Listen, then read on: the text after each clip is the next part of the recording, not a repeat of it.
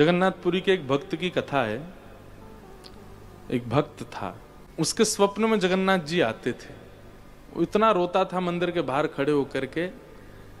तो ठाकुर जी बोले, तू क्यों रोता है? बोले, आप बस मेरे साथ रहो, मुझे और कुछ नहीं चाहिए, और इस बात का मुझे अनुभव होना चाहिए कि आप मेरे साथ हो। तो भगवान जगन्नाथ जी ने उसको कहा, मैं तेरे साथ हमेशा हूं, और इसका अनुभव तुझे जब करना हो समुद्र की बालू में चलना, और थोड़ी दूर चलने के बाद फिर पीछे देखना, 2 पैरों के निशान तेरे होंगे और तेरे बगल में 2 पैर के निशान मेरे होंगे। उससे तुझे पता चल जाएगा मैं तेरे साथ हूं। अब तो वो रोज जाता, समुद्र के तट पर चल के देखता, थोड़ी दूर चलता तो 2 पैर के निशान उसके और बगल में छोटे छोटे छोटे चरण भगवान के।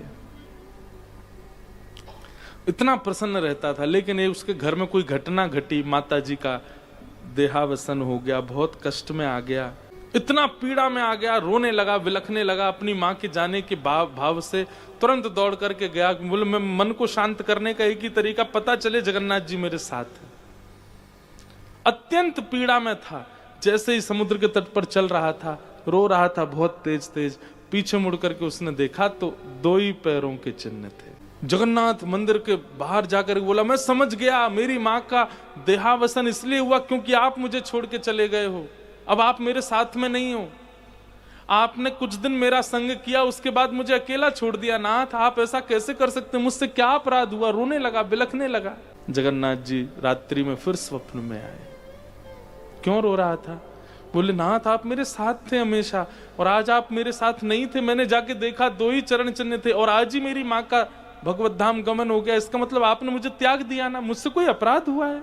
भगवान बोले, नहीं। तो फिर आज आपके चरण चिन्ह क्यों नहीं थे?